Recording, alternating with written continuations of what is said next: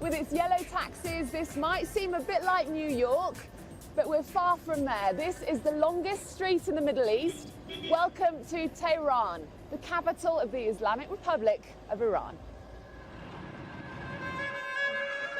This is a programme unlike the others we've made in the past, in a country that, until now, has been difficult to access.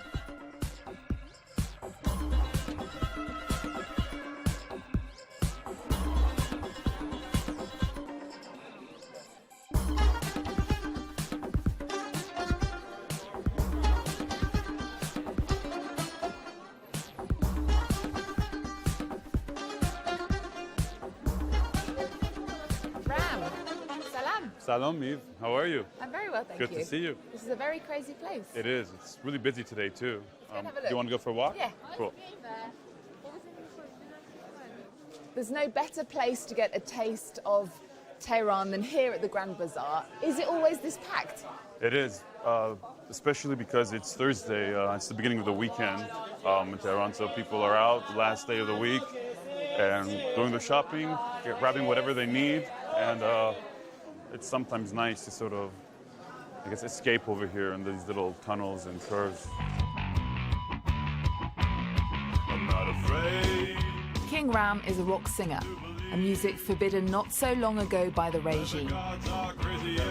He lived in the United States for several years and came back to Tehran after the election of President Hassan Rouhani in 2013. Since then, the tide here has been slowly turning.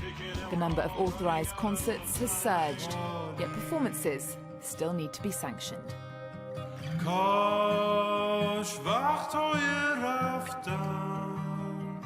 I just felt like it was time for me to come back and finish what I started, where I started it, because, you know, most of my audience is Iranian as well. چرا قرمزه من وایسادم نفس بگیرم چرا بارون نمیاد یه مشت خرت و پرت تو دستم I think one of the best ways to sort of get an idea of the culture here as well is to try a bit of the food. So we have cooked beets over here and cooked lima beans. I'm not a big fan of the beans myself, to be honest. If you like, you can try some, but I say we should try a little bit of the beets. It's really good. You like it? Yeah, it's really nice. So where are we going now? We should go out for lunch, I'd say. The history of Iran is a complex one. In 1979, there was a revolution that resulted in the world's first Islamic state. Ayatollah Khomeini took power. He banned Western films, music, and many books, and imposed that women wear the veil. Since then, the West has regarded the country with suspicion, believing it was building nuclear weapons.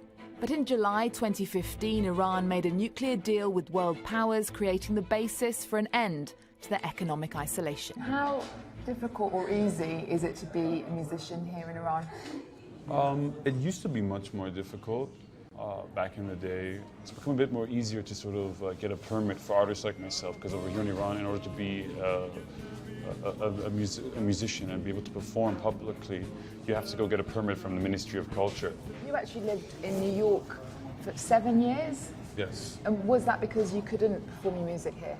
Well, it wasn't because I couldn't. It was mostly because I had this dream of being this big rock star and going on tour around the world. And I just wanted to share my music with as many people as I could. And did that kind of coincided with the government changing here? Was that a coincidence, or did you feel like it was a better time to come back? You know, I think it was a bit of, column A, a bit of column B, a little bit of both. Obviously, the environment has become much more, relaxed, I find. What about Tehran inspires you then? Despite the sort of limitations that exist, to me, Tehran is like this sort of new New York. It has like this really intense creative buzz about it, and I think we're at this sort of tipping point too. Before now, with the nuclear deal and opening up the doors with the West, sure enough, in the next several years, we're going to close this gap, and we're going to become even more globalized. This is a cafe, but it's also a place where people can perform. It's run by someone who's actually a playwright, isn't it? Yeah, no, actually, this is one thing that I love about cafes in Iran is that, it's like a cultural hub. We can actually meet the owner if you'd like. You know, he's a really interesting person. Hello. چطوری Salam.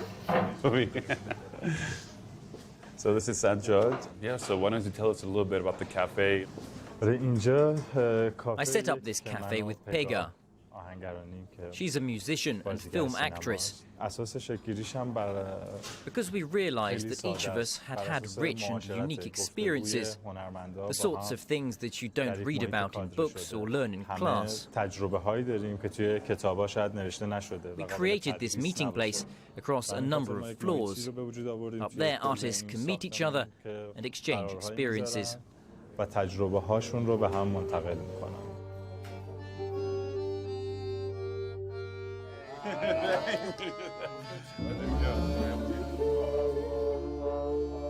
So this is Behzad and this is their band Bomrani. They're gonna play a song for us. They're one of the coolest, in my opinion, coolest bands in Tehran. One of my favorite bands. So.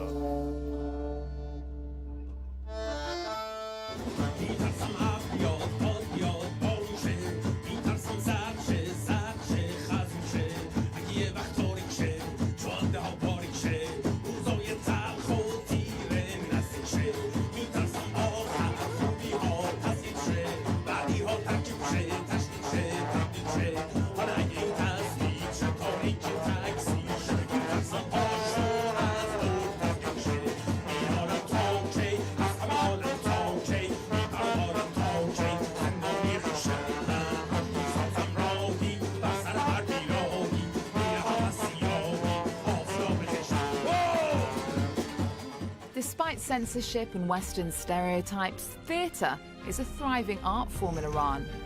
This is Radaki Hall, the former opera house, where we meet director Ali Rafi's troupe getting ready to perform a tragedy about a national hero. This theater is about Amir Kabir, and he's a very great person in our history, and it's very good for us to know about this man, and somehow it depends on our historical happening. With a spectacular setting, the play takes us back to 19th century Iran, where we meet the man known as the country's first reformer and modernizer.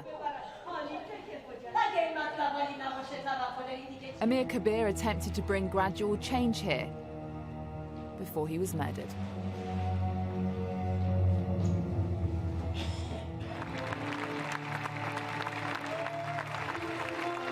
After 50 years in theatre and several of his plays being banned, Ali Rafi now knows how to work within Iran's censorship. That doesn't mean you don't worry about it.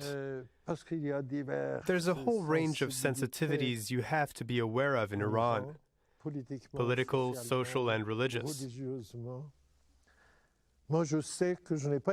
I didn't write a political play, I wrote a social play. It's very much about society. The relevance of political plays is very short-lived. I wanted to write a play that will be relevant for years to come.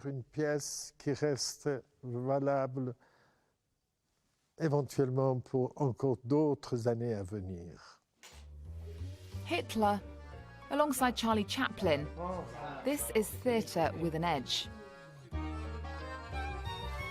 This surrealist play is showing at Tehran's Municipal Theatre. Behind this absurd facade, a reflection on Iran's internal machinery, the codes of a complex political and social order. Theatre here adapts to the world around it.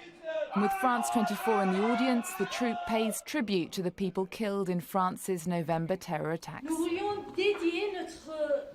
We wanted to dedicate this performance to the victims of the mad, blind violence of the Paris attacks. The perpetrators may have wanted to set fear into the hearts of free men, but there are many more people across the world who are fighting for liberty. We are with you, and there are so many more of us. Long live France, long live freedom.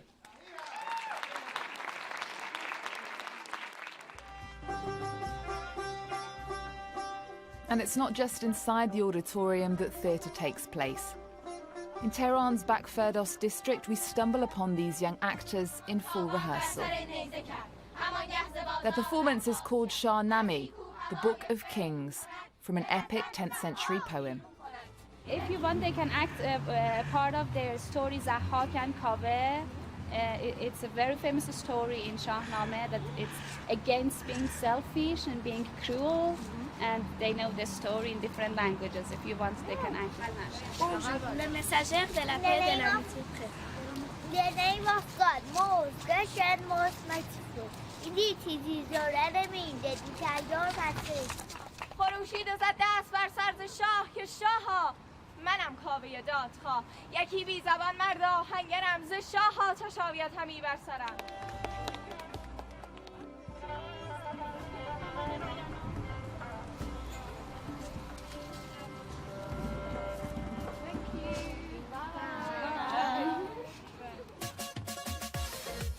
Iran is a country full of paradoxes. In our next episode at the same time tomorrow, we explore the world of film with actor Peyman Moadi, the star of Oscar-winning A Separation.